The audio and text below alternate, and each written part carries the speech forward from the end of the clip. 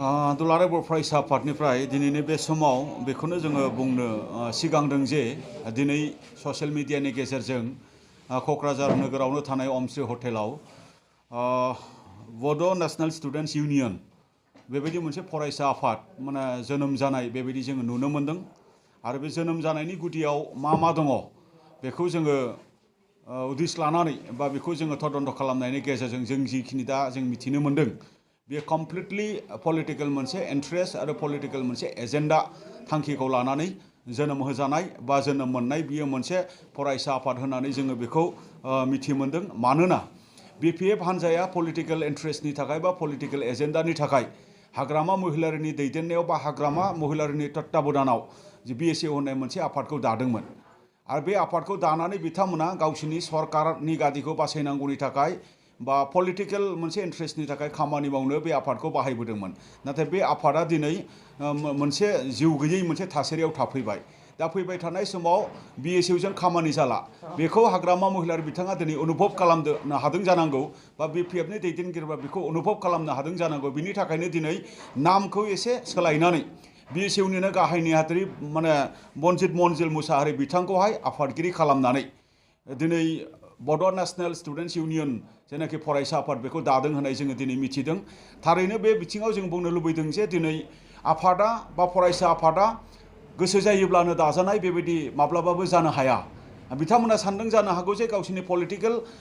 एजेन्डानि थाखाय मोनसे आफाद दानि नाथाय मोनसे आफाद दाखांनायनि उनाव जे जाथियाव बेसेबां बिभाजन फैयो जाथियाव बेसेबां मोनसे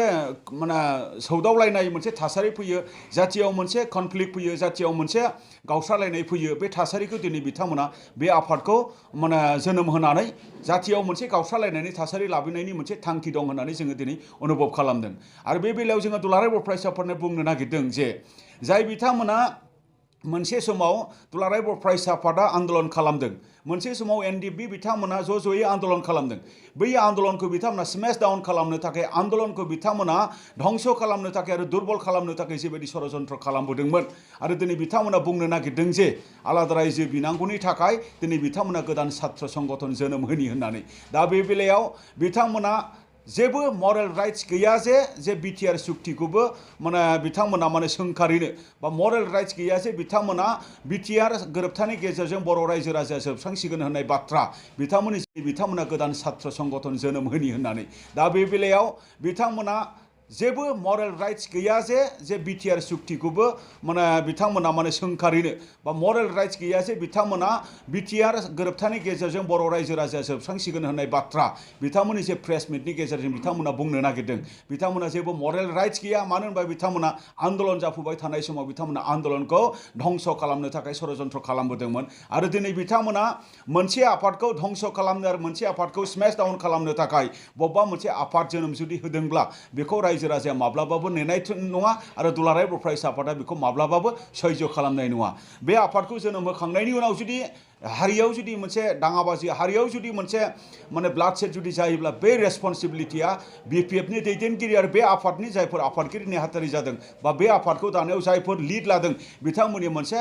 रिस्क एन्ड रेसपन्सिबिलिटि बिथांमोननि थागोन जोङो बेखौ बुंनो नागिरदों दा रायजो राजाफोरनिसिम खावलायनो लुबैदों दिनै BSUआ BPF हान्जाजों दाजानाय मोनसे आफादमोन आरो दिनैनि बे गोदान फरायसा आफादाबो BPF हान्जानि जोथोन लानायावनो BPF हान्जानि सिन्ता BPF हान्जानि मेलेमावनो माने सिखांनानै बियो मोनसे फरायसा आफादखौ दादों बेखौ बियो मोनसे दिनै प्रमानित जाफैबाय मानो होनोबा दिनै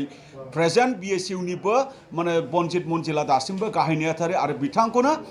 माने नैबे गोदान आफादनिबो प्रेसिडेन्ट खालामदों आरो बिथांमोननि जे टीमाव दङ बिथांमोननि गासैबो टीमाव थानाय बिथांमोना गासैबो माने बे BSU बेकग्राउन्डनि मानसि आरो बिथांमोनखौ बयबो सिनायो माने दा बेखायनो बे बाथ्राखौ लानानै जोंनि फरायसाफोर जोंनि इयुथफोर जोंनि रायजो राजाफोर मिसगाइड जानांगौनि बाथ्रा गैया मिसलिड जानांगौनि बाथ्रा गैया बिथांमोननि बाथ्रा आरो बिथांमोननि जेनाखि एजेन्डा बियो गावसिनि सललि पलिटिकल एजेन्डानि थाखाय बेखायनो रायजो राजाफोरा बे बाथ्राखौ लानानै कनफिउज जानो गोनां गैया दुलाराय बर' फरायसा आफाद हिसाबै जे दिनै गोदानै मोनसे बिथांमोना हारिनि गेजेराव बा समाजनि गेजेराव मोनसे दावराव दावसि लाबोनायनि जेनाखि षड़यन्त्र बेखौ दिनै बिथांमोना खालामदों आरो बेखौ नुनानै जोङो थानो हायो दुलाराय बर' फरायसा आफादा दिनै जोङो प्रेस बिबुंथिनि गेजेरजों बेखिनि बाथ्राखौ जोङो दिनै बुंनो नागिरदों दा बे बेलायावनो दिनै मोनसे थासारि फिसा माने जागायजेननायावनो दिनै बिथांमोना मोनसे भायलेन्सनि जेनाखि मोनसे इन्सिडेन्ट बेखौ खालामजेननाय बियो फोरमान जादों। मानो होनोब्ला बिथांमोननि जेने प्रेस मिट खालामनाय बे प्रेस मिट खालामनायाव जिहेथु बियो मोनसे हटेल, जिहेतु बेवहाय मोनसे रेस्टुरेन्ट दङ,